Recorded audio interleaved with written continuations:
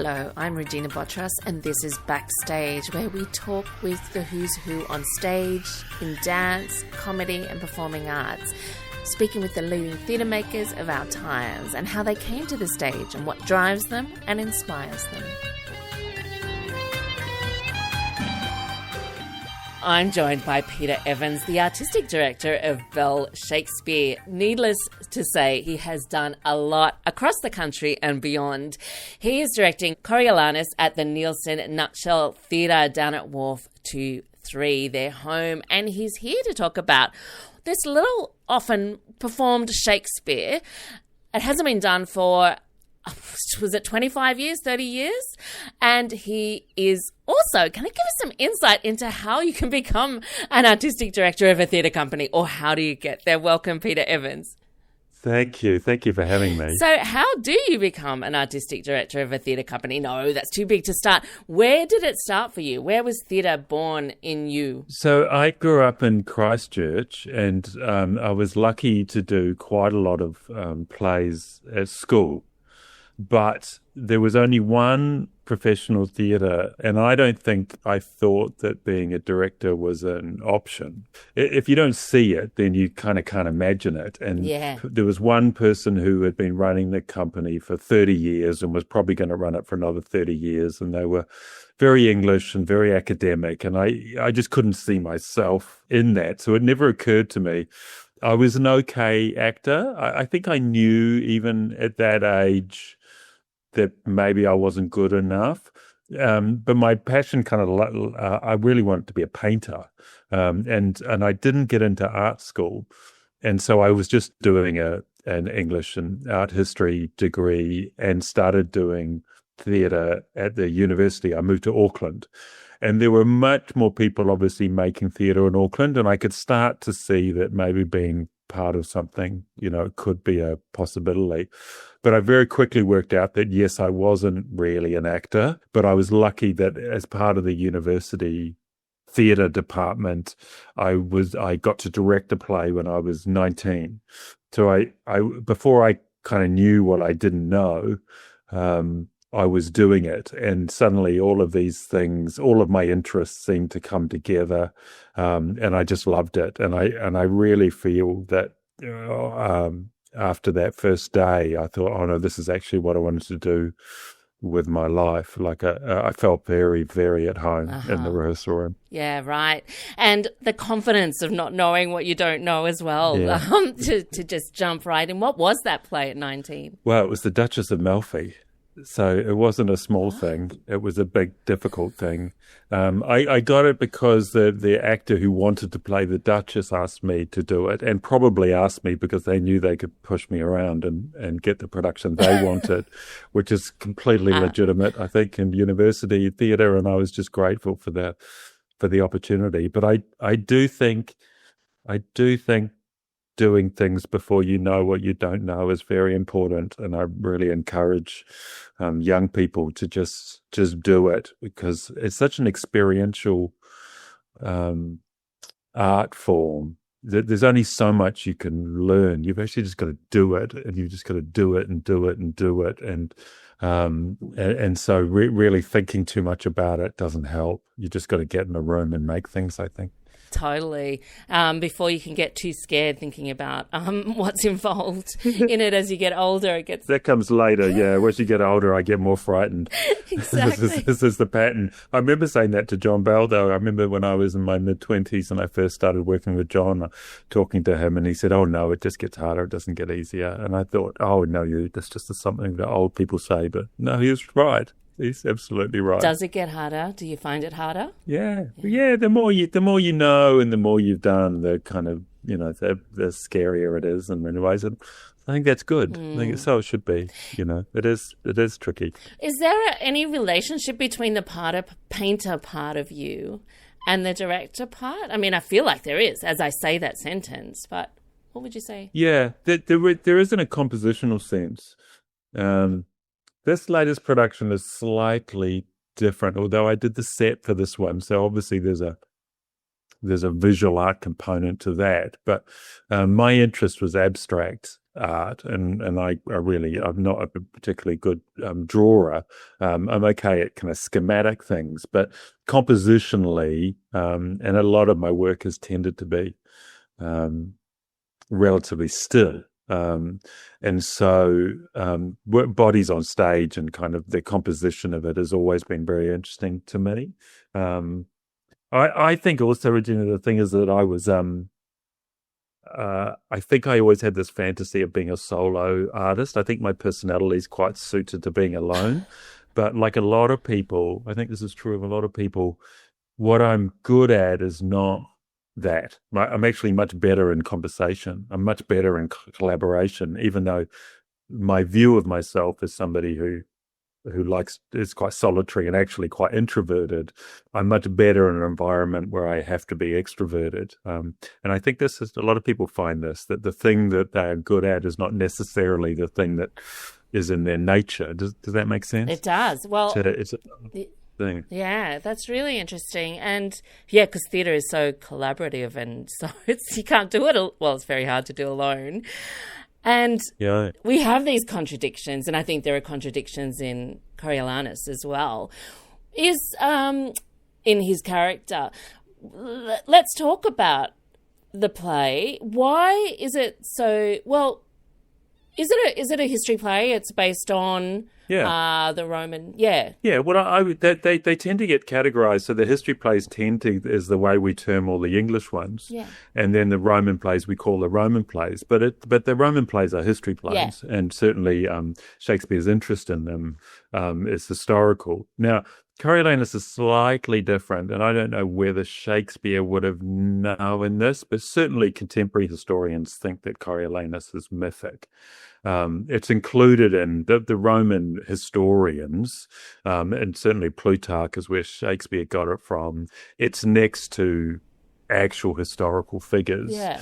But most contemporary historians think he is probably a myth, which in a funny way doesn't make it any less true in a way, because when you look at a culture's myths, it tells you an awful lot about the way they view themselves or their early years. And because this is set so early in the Republic, it says a lot about the way the Romans viewed the way the Republic was put together and was formed.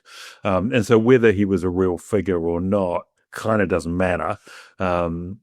Shakespeare certainly treats it as a history play, and he follows the Plutarch quite closely in his play. Why is this, before we get into that story of it, why is it so little, like, not often performed? Well, so in England and even in America, it's actually performed quite often. And so I wonder if it's a chicken and egg thing. I wonder if it's certainly harder to sell. So just in Australia, when you program plays like this, which don't have name recognition, they're harder to sell. Yeah, right. So it's not going to be in that top list because you're probably going to lose money on doing it. But then I think it becomes, well, it's less known to our audience because it gets less performed. And so it kind of revolves like that. So we've only done it twice, and both times it's been a bit of a hit. So clearly the play, like people who love Shakespeare know it's a good play, but clearly audiences think it's a good play too.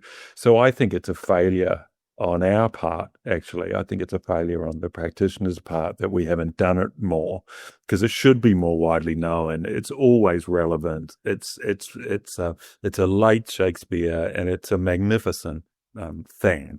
But certainly when we're planning it, we're like, well, this is going to be harder to sell than some of the others. But it was always on my plan to do it, and to do it in the nutshell. So, we did, and I think it's probably going to do okay, and I hope will be proved that it's actually fine, and hopefully the next person will be able to program it easier. Yeah, And it is terrific. I loved it. And you do set up those two sides. So you've got your nobles on one side and your plebeians on the other. And do you want to kind of, lead us into the story in a short synopsis of it? Well, it's a relatively simple story, and we have this little prologue to make sure that everyone's on the same page at the top of at the start of our production, where it's about the very first years, and so Rome was a monarchy up until about 500 BC, and then they kicked out the kings and they set up this republic, and so they have the Senate, which is entirely you could only be part of the Senate if you're a patrician. So effectively, it's an oligarchy and really a plutocracy. You have to be wealthy and a landowner to be part of the ruling class. And then, of course, most of the people are plebeians, which can include sort of rural people. But the Rome that's depicted is actually quite urban, and so they tend to be kind of craftspeople and shopkeepers, etc. Yeah. And as the play starts, the plebeians are rioting because they feel like the food distribution isn't fair, and they want representation in the Senate. And so they get given representation in the form of tribunes, which are magistrates, which, as we know, is a very important part of Republican Rome. But what we're seeing is this idea of a mixed regime. While not a democracy, you can certainly see that it is about representation, and the play really centers around this idea of who has a right to make decisions in a city. Right, so that's the kind of background, and when we meet it, and really then it's a relatively simple story about Coriolanus, who's part of a very right wing, I guess you could say, faction of the patricians who doesn't believe the plebs deserve any representation. He gets overruled. They get tribunes. He goes off to battle, and he single-handedly beats a township down the road, the Volscian people. He comes back a hero, and he runs for leader of the Senate, which is a consul. There are in fact two consuls in Republican Rome. However, Shakespeare just focuses. In Shakespeare's play, you would feel there was only one, that it's more like a president. And he gets made consul, but he has to get now in this new system the people to agree, and the people don't agree. He loses his mind. He has a lot of rage issues. Coriolanus, would be fair to say. He loses his mind that he could lose out on having this great honor because of the people. And it should be said, the people don't give it to him because they're fearful that when he's made consul, he'll take away the tribune's rights. So he is a would-be autocrat, and I think he doesn't shy away that he would lead in a very autocratic way. Anyway, they banish him from the city, and so then he jumps sides and goes to the enemies of Rome. So narratively, it's a relatively straightforward story to follow, but as you can hear from my description, the politics and the issues involved are extremely complex and fascinating. I think I think it's a really troubling experience in the theatre. Would you agree with that? Like what you're being asked to, because he's not unsympathetic, although his politics, of course, are abhorrent. But Shakespeare kind of, I think, well, that's why one of the reasons I'm interested in it is that he's charismatic and undoubtedly a war hero, and he has a nobility to him, which they keep banging on about in the play. But he does say what he thinks, and he's completely consistent in his thinking, and he's what we would now call a conviction politician. Like, you may not agree with him, but you know where he stands, and we know how attractive that is to people when they're voting, and we see all sorts of examples of that. So he does have some qualities that I think are admirable. However, his politics are appalling, and anyway, it's I find it endlessly fascinating. Yeah, and it seems so right on with what's going on in the world, and his sort of character where you have to prove yourself before you're given any merit. I don't know if that's not the line, but there's something like that in his character, and he seems very like he tries to do what he is supposed to do, but his inner being won't let him be, catering to the plebeians, I suppose. To the politics to of the it. he can't go against his nature. Yeah. That's right. That's a really important point I think you're making there, because this is something that comes up in Shakespeare quite a lot. It's right at the centre of King Lear as well, which is the idea of being true to your nature. And that they seem to, some of these characters and some of the people seem to think you can excuse somebody, their behaviour, because it's just their nature. And if their nature is actually appalling, well, at least they're consistent and that's who they are. And even some of the plebs who realise that he's going to be bad for them, that he's not going to have their interests, he's not going to have their interests at heart, still have a grudging respect for him because that is his nature. And it should be noted, where it doesn't kind of hold parallels to a more contemporary or to most kind of liberal democracies, is that what's most important to them is being a good general in the army. And so there's a feeling, I think, that what makes him great at that means he's not particularly good at the politics. So you get into this interesting area about he's no good at campaigning. He's not going to say, like, all his friends are constantly saying to him, just tell them what they want to hear. Yeah. And he's like, I can't do that because that's not truthful. And so again, this is what I mean about being an uncomfortable situation, is that in no way would you want him leading your country, but he does, some of these points I think are true, that he's not willing to lie and he wants to represent to the people exactly who he is and who he's going to be. Yeah. Super interesting. It is really interesting.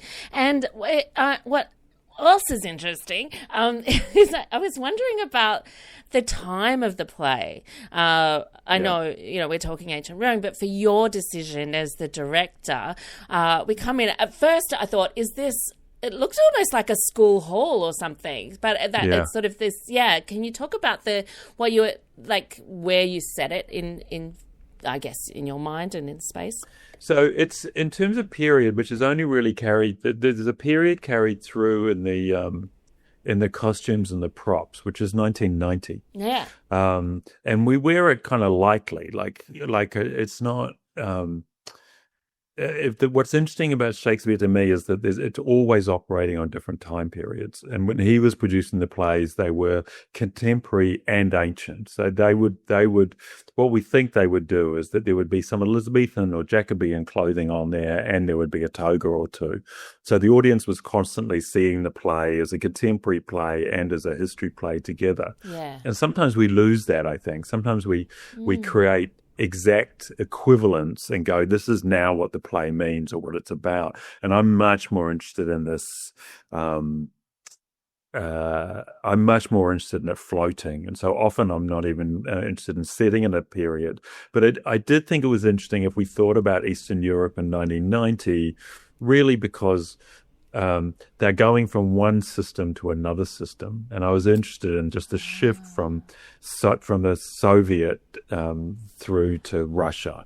Right. And this idea of going from an autocracy to this would-be democracy. And then, as we know, it ends up slipping back into a different kind of autocracy. And I thought that was interesting, because that's exactly what the Romans are trying to work out, is are we shifting into a more, I say democratic, very inverted commas, because of course it was never particularly democratic, but relatively.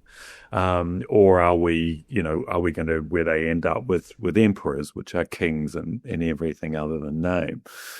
So I thought that period was interesting, just as an intellectual exercise. And then it was quite fun to do the costumes, and it was fun to have phones that, rotary phones and get around all that sort of contemporary stuff. And I'm also relying on the fact that the audience, because we're speaking as we speak, we've all got our own accents and our own voices, is that the contemporary nature of it speaks for itself. Yeah. And no one's going to have a problem seeing any relevance that they find with contemporary leaders or anything around the world. So that'll take care of itself. I thought the intellectual exercise of 1990 was interesting. But then, of course, everything is focused on it being set in Rome in 490 BCE. Yeah. And then the set really is just a stage on a stage. It's a very simple idea, which is that the public Rome is a very public life, and citizens lived in a very public fashion. And the play is about how you present publicly, and it's about being politically engaged, and it's about speaking politically, and it's about campaigning. So I thought we've really just got a stage that sits on a stage. And so this idea of how you present, or the thing you were digging into earlier about who is he in himself, and then who is he as he presents in order to become a leader in this system. And so I thought it was a very simple sort of metaphor. And so we're often moving between town halls. We've taken an outdoor scene that was more like a rally and put it in a kind of crappy town hall, or we're at a Senate inquiry. Was really interesting for a scene that would have been at the Capitol. And so those kinds of allusions were just fun, and I think make the play clearer and easier to watch the political system wrangle with itself was really the thinking behind that. Of allegiances or places. Yeah. Also, I think you said it's fun to do the costumes and those fun things, but it's so funny at times. Matilda Ridgway, especially when she's playing like a socialite, a laugh out loud. It's so much fun. And I really recommend anyone doing your research before going along. And what from the research, and it was so clear to me, but in the research it says that this play, Coriolanus, doesn't really have a growth of character as one of the reasons why. Yet in this, it felt like that relationship between him and the mother, it was so clearly driven, like that changing. What would you say? Did you bring that out? Was it something that's in there, or what is that relationship between him and his mother? Well, I think sometimes with these plays, it builds up certain assumptions, like whether certain critics over the centuries people latch hold on to. And so because this is written just after Macbeth, and it's Shakespeare has clearly gone, I've looked at the internal life of characters for 5 or 6 years through all of, that period where he really explores psychology. Yeah. And this is not. This is sometimes Shakespeare really works in a much more presentational way. And so he only really has 1 or 2 soliloquies, and we don't really deal with psychology in that way, which matches this character, because it's true to say he's not psychologically doing what Macbeth does or Hamlet does, and it's not really about that. But then what happens is people, I think, go a step too far and say the character never changes. And I just don't think that's true. I mean, I think similarly people say that it's quite a dour play, and that it's not very funny. And I think I've always known the play is very, very funny. It has lots of large groups on stage. It's really about a community, and so that by its nature, I think, becomes very funny when you've got all these different points of views and people are arguing with each other. And so it was certainly a focus of mine to bring out the humanity in it. And certainly when I was talking to Hasm about it, because we did do Macbeth together and we've done a lot of plays together, was that the danger is he just becomes this raging person. And we had lots of discussions, because I've seen some very good productions recently where I've thought, look, this is excellent. However, I did just feel like he was showing us what anger looks like on the public stage. And I think most of us have seen enough of that. And so you're aware of that when you're making a play, is that just these men raging. Now, that said, he certainly does rage at times, but we made it a bit of a focus to focus more on his certainty, his certainty and his belief, and to give him the benefit of the doubt that even though we disagree with what those beliefs are, that he believes them. Yeah. And as you point out, the relationship he has with his mother is unlike any other relationship he has in the play, and he is hugely influenced by her. And in the end, I think his fate is sealed because of his respect and great love for his mother. And so that provides lots of humor, I think. I think there's lots of funny stuff between the two of them that you just recognize between a parent and a child.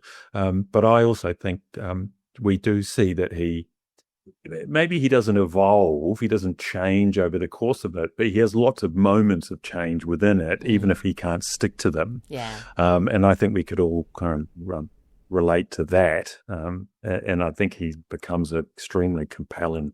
Certainly in Haslam's hands, I think he's compelling, if nothing else. Absolutely compelling. Terrific. Yeah, Coriolanus.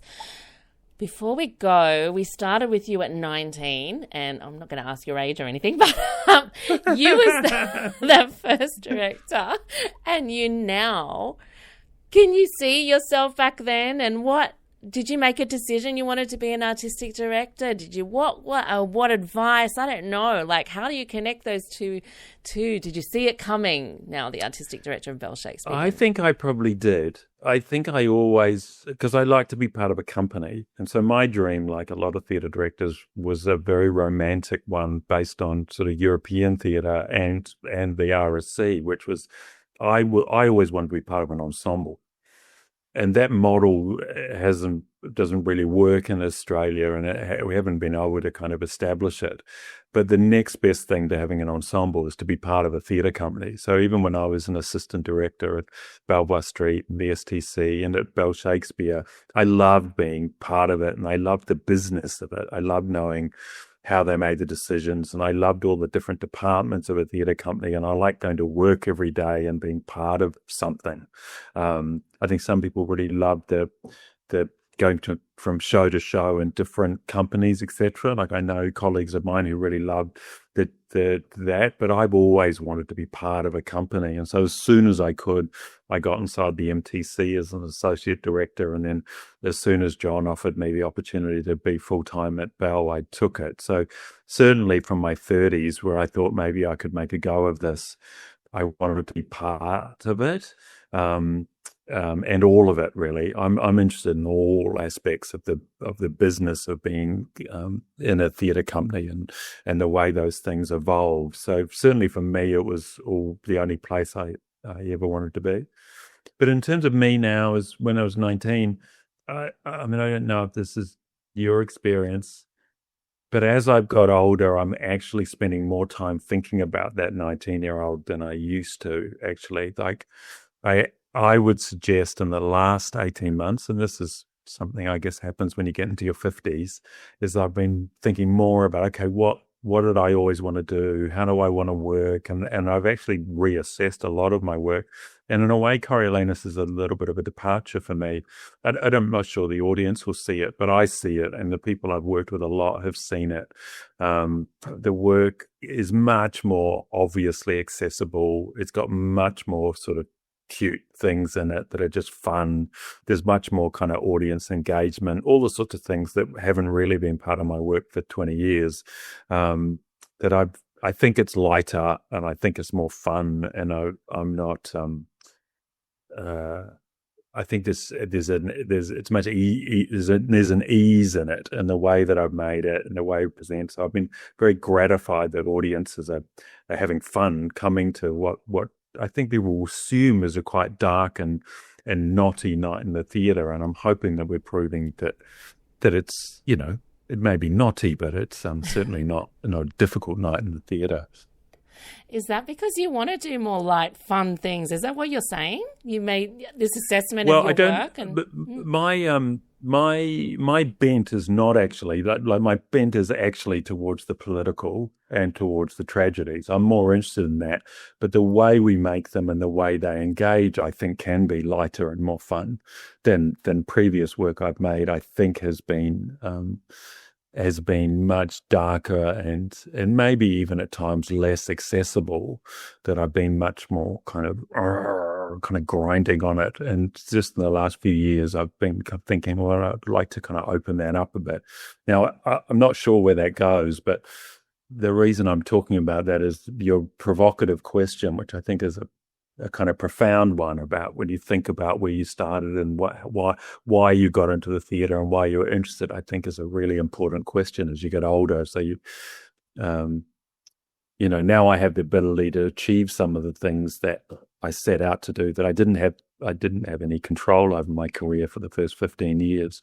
And you get to an age and you go, well, now I've got a few more choices. Maybe I can revisit some of those things. And so It's funny you asked me that because I've been thinking about it a lot. And taking more risks like that 19-year-old. Yes, indeed. And bringing Coriolanus to the stage and making it more popular and known to us Australians. Peter Evans, it has been such a pleasure to talk with you. Thank you so much for your time. Thank you so much for having me. Peter Evans there with Coriolanus on at the Neilson Nutshell at the moment. Get along and see it. He's the artistic director of Bell Shakespeare and directing this production. What a treat.